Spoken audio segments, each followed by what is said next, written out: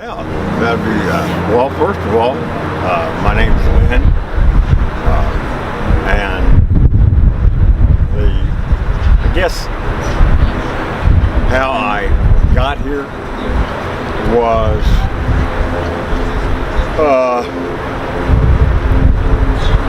in the end, I didn't do what I should have done, and that is the job,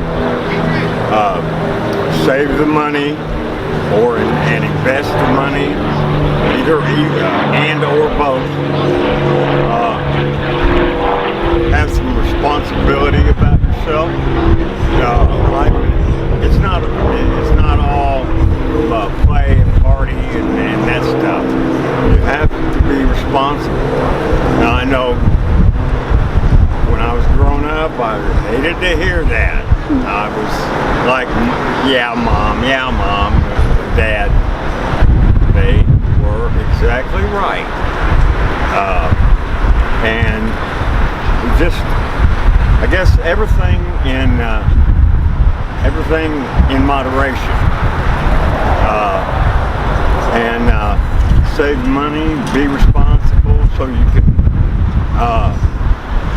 have what you want here on this earth. Because of course money, that's what buys everything. So, of course, I didn't have it. So the apartment I was in, I got kicked out of, and went to City Union Mission and couldn't take that facility any longer. It's just, the facility is no good at all. And so I came down here to Kansas City Rescue Mission, and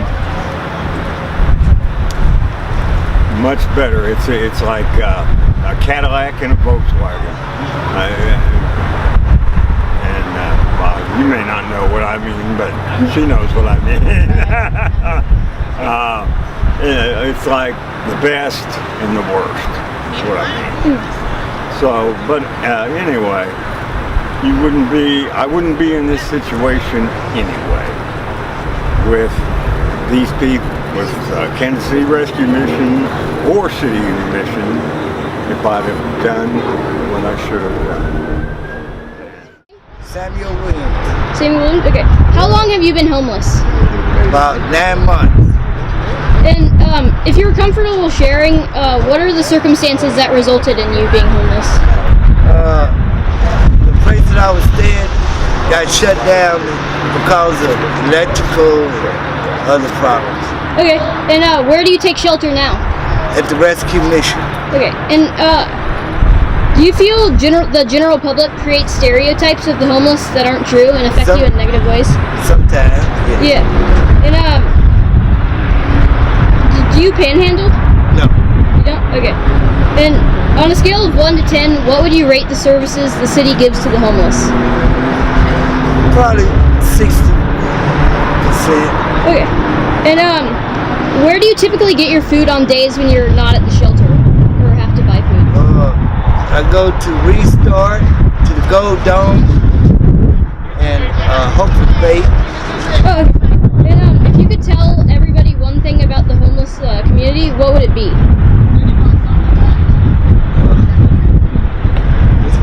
We all good people. Yeah. And that's all. Is there anything else you want to tell us? No, that's cool with me. Okay. Thank you. And I'm an alcoholic. I got in here because I needed help. I'd been to other rehab programs, and I've been kicked out of a few of them, and some of them I just wasn't my type of thing. And somebody said, why don't I come down here and try? I first got here in November of 11. December of 12, I messed up and was asked to leave. I was gone for a year and a half. I came back, I reapplied for the program, and I went through the program. I graduated, and while I was here, I caught MRSA pneumonia, and it about killed me. And that's where I learned to believe in the power of prayer, because everybody here was praying for me while I was laying up there in the hospital. And that's when I learned that this rehabilitation, God and all that's no joke. It's a real deal. And if I was ever going to recover from my alcoholism, it was going to take something besides me. I've been an alcoholic for over 40 years. He not only took away my drinking, he took away my cigarettes too. I just celebrated 3 years sobriety yesterday. Congratulations. I haven't smoked in 2.5 years. This place hired me. I didn't figure they'd ever hire me. I'm a convicted felon, and I got a pretty nasty record. This place gave me a chance, and I took it. And I've been making the best of it. It's been over 10 years since I've had my own place, my own apartment, without sharing it with somebody. Today I've got my own place. I handle my money. I'm sober. I've got food in my refrigerator. It's a great life. But I had to learn to quit putting blame on everybody else.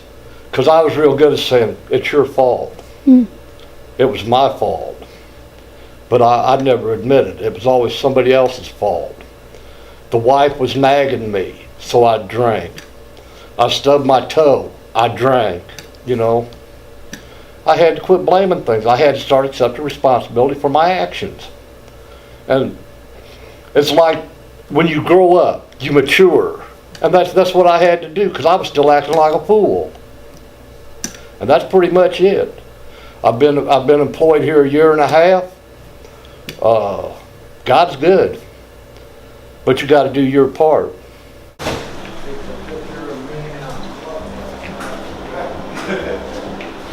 This is our chapel.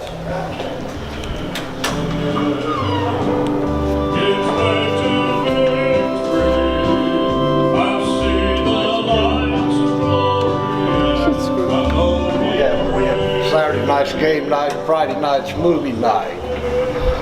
And at the end of it, they'll have a short sermon before they go eat.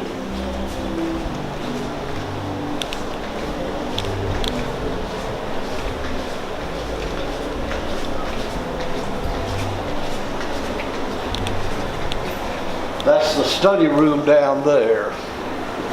They're redoing it.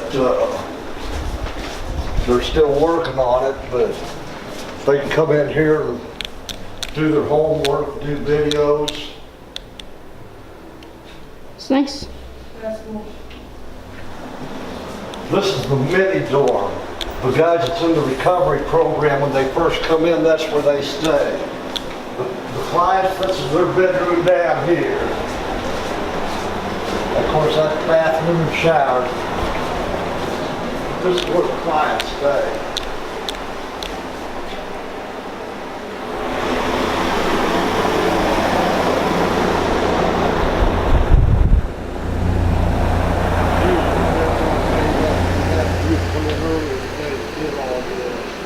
Toiletry items, all that kind of good stuff. That's just long-term storage. That's open from 8 to 8:30 at night.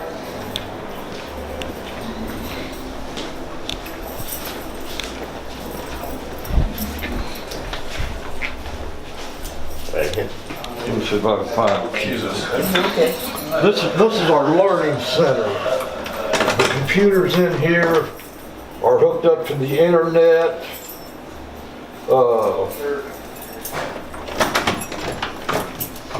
They can come in here. They can get on Facebook. They can do homework, job search, whatever they need to do. There's 4 more computers in the back. They're trying to figure out how to get newer computers, get something more up to date. These still work, but you know, they're kind of slow and Sure. cool. This is number one lounge man. Back there's bedrooms for the guys that's in the recovery program. We have 2 4-man and 3 2-man rooms. Here's the library in here. This has computers, but now these aren't on the internet. You can play games on them, you can type up papers, but these are not hooked to the internet. We did have a librarian. I think she retired. I don't know if anybody's replaced her. This is cool.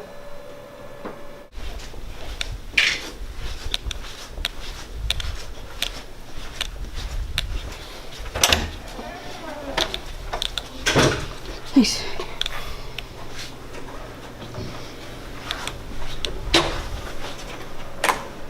This is the classroom.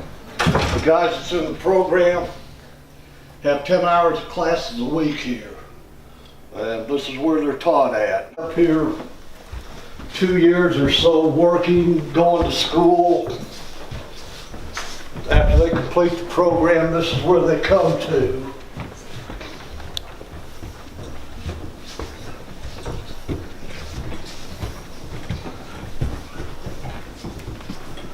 Their bedrooms and all that's back that way. They're all 2-man rooms. But they've got tables, they got refrigerator, whatever, you know. And how many can you house over on this side? I think this holds 18 up here.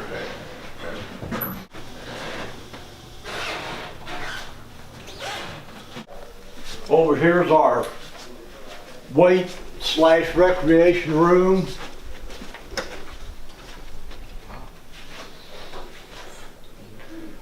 The guys that's in the program is required to get 90 minutes of exercise a week. Now they don't have to do it in here. They can go out walking or jogging, whatever. But Thank you.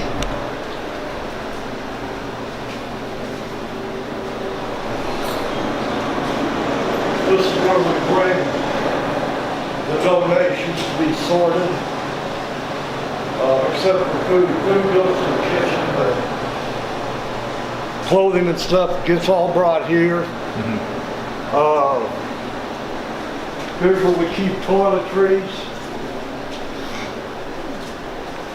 And just whatever else we have. That's maintenance man, he's got stuff in here, of course. And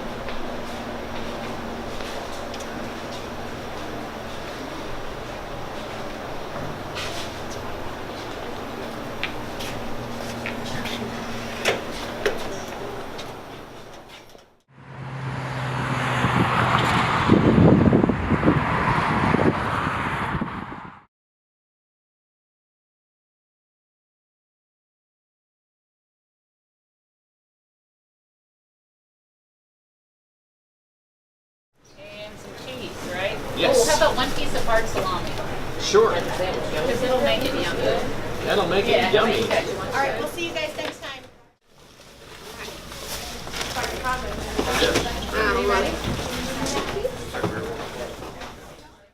So, what is your name? My name is Judy Christensen.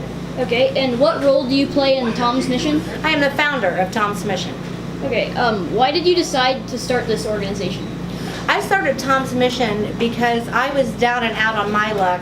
I had lost a couple of family members and then ended up losing my home and was living with family and kind of moved from house to house, and a friend of mine was evicted and I was kind of put out on the streets, and then I lost my job of 17 years 2 days later. And God blessed me 2 months later by giving me a home to rent and a job downtown. And so it kind of opened my eyes to the reality of the things that you have are just things, and it can be taken away in the blink of an eye, and don't take that stuff for granted. So I didn't have it as bad as I thought I had it once I started seeing actual homeless people out on the street. Do you have a certain affiliation with homeless citizens that inspired you to create this organization? And if so, what is it? I don't particularly have an association with any other organizations. It is something that through the struggles of my own situations that kind of opened my eyes, that brought me to the homeless. And what does your organization, Tom's Mission, provide for the homeless? Human compassion, a meal, and somebody that just shows them that you are a person and somebody cares. And do you think there are ways to make food and shelter more easily accessible for the homeless community? Absolutely. It takes people just getting involved and stepping out of their comfort zone and doing something different. Do you feel the homeless are typically stereotyped by the general public? Absolutely. And how many homeless people do you typically interact with on each trip your organization makes around the city? Depending on the weather, and honestly, when it's nice outside, it's harder to find people, but on a given day, we will feed anywhere from 100 to 300 people. And have you met any homeless people who prefer the streets to a shelter? Yes. Yep. And what do you think causes that? I think they've just given up on society. It was explained to me one time that there are 3 types of homeless people. There are hobos, there's bums, and there's just people that have checked out of society. And I see that because when you have homelessness as a part of your life, how do you step back into the reality of, I have all of these bills, I have bad credit, how am I going to get a job to save money to be able to get back into human society? You know, that struggle is real. So some of these people, yes, do choose to stay homeless and not have to face the reality of life. Thank sad. you. Absolutely. Thank you. You're good. Okay. Have you ever driven down the street and you see somebody that's standing on the street corner holding their sign that says homeless, please help, and maybe you don't have extra cash in your car, or maybe you don't want to give money for your own personal reasons, and you think, wow, how horrible, I wish I could help that guy or that woman that's standing there. Well, what our group does is we put blessing bags together, and a blessing bag is just that. It's blessing somebody with something to eat. So every month our volunteers make these bags, and it's just $2 or $3 basically in a Ziploc bag that it costs to put this together. You have a bottle of water, you have some kind of a canned food that has a flip top lid, and the reason for the flip top is because they don't have can openers out on the street. It's basically got some snack items in there. There's some toothbrushes, toothpaste, some soap, shampoo, basically anything that you can think of that you can throw in a bag that's going to make somebody's day and make it living on the street just a little bit easier out there. It takes nothing. We give these to the volunteers. We have them put them in the back seat of their car. When you see somebody standing on the street corner, you hand it out. We also like to arm our volunteers with dog food. Right? The homeless have dogs a lot of the time for companion and for security. So we will carry around dog food as well and pass dog food out for the homeless dogs that we see out on the streets. Because that way, a homeless person doesn't have to give up their food to feed their animal, and you will see that happen. So it's definitely a blessing bag for both.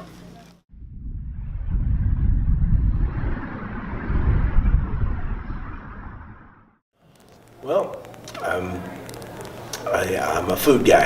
I love food. I've been in food service for pretty much my whole life, and I'm the type of person that if I see somebody on the street, I will stop and give them a little something or whatever. And being in this situation here at Pembroke, when there's so many kids, there's 900 students and a bunch of staff that we feed, and there are days where we're not sure exactly what you're going to be in the mood for. I try and be pretty accurate with what you guys like, but inevitably we end up having leftover food, and so I just didn't feel right throwing it out, which is what was kind of happening in the past, and so I found a shelter around that was looking for donations. I cleared it with the school, I cleared it with Mr. Miller and my company, Flick. And they said, yeah, absolutely, we'd love to have you do it. Okay, what do you think could be done to make excess food more accessible for the homeless population? More accessible? For the homeless community. Right. Well, getting more businesses to do what we're doing here, which it's a little bit tricky. There are some people like restaurants aren't allowed to do it because of health department regulations and cross-contamination. But I think there could be some things that restaurants could do to encourage the health department to find some good guidelines for them to be able to bring their excess food to shelters. Yeah, and getting community involvement. Do you ever get to have conversations with members of the homeless communities you deliver this food to? Absolutely, yeah. What do they usually say? They love the food, first of all, and they're really, really appreciative of it. I've gotten to learn a lot of their stories, how they got into their situation that they're in now.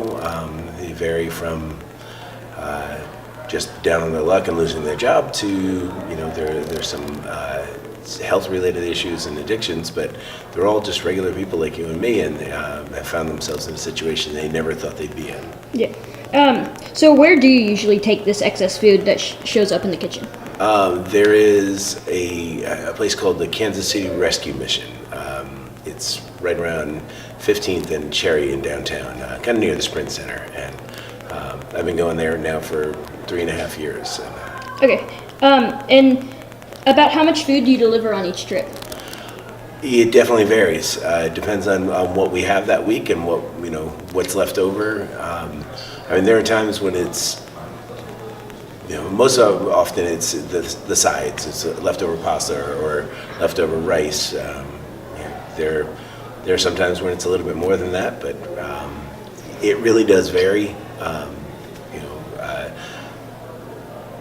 Probably the most I've taken was enough to feed for one full meal for the whole community there, which is about 150 people. And if you could tell the general population about delivering food to the homeless, what would you say? I'd say absolutely do it. It does make you feel good, but that shouldn't be the only motivation. You should do it because it's the right thing to do. All right, thank you.